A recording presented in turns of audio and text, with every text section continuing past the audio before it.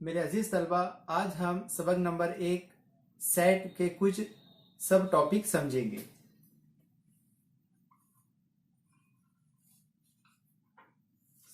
इसमें सबसे पहला है आफाकी सेट।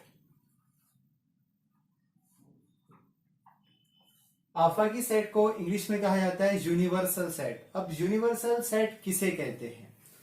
अगर हमें एक स्कूल से क्रिकेट की टीम तैयार करना है तो स्कूल के क्रिकेट की टीम तैयार करने के लिए हमें जो है तो पूरे स्कूल से जो है अपने को कुछ बच्चों को सेलेक्ट करना पड़ेगा, और इस तरह से सिलेक्शन होने के बाद में वो एक जो टीम बनेगी वो जो है तो बड़ी टीम बनेगी एक स्कूल से। आफाकी सेट को जो है तो अपन बड़ा सेट भी कह सकते हैं। तो और आफाकी सेट को यू से, कैपिटल यू से जाहिर करते हैं। अब मैंने यहाँ पे आफाकी सेट को जो है तो वैन खाके की मदद से मुस्ततिल के तरह जाहिर किया गया है। यहाँ पे आफाकी सेट को जो है मुस्ततिल की तरह, मुस्ततिल की शक्ल में जाहिर किया गया है। अब यहाँ पे स्कूल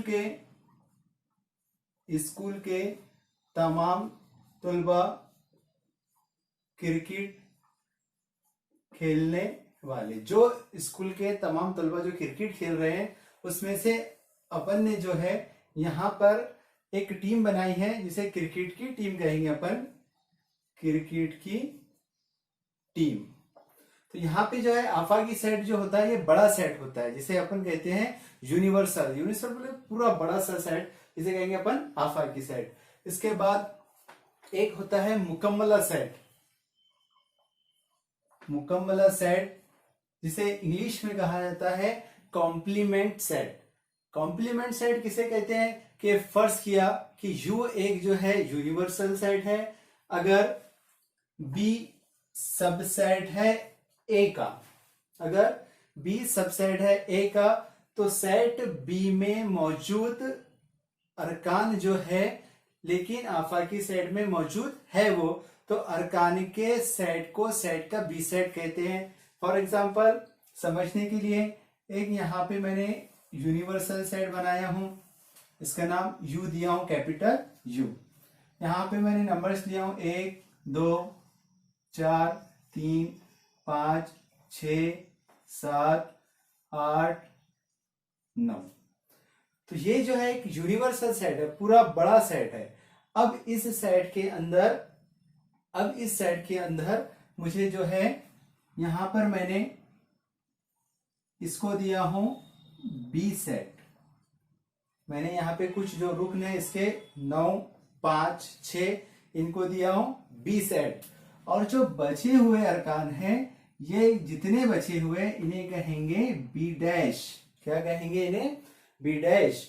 और बी डैश बोले तो मुकम्मला सेट होता है, जैसे बी डैश बोले तो मुकम्मला सेट।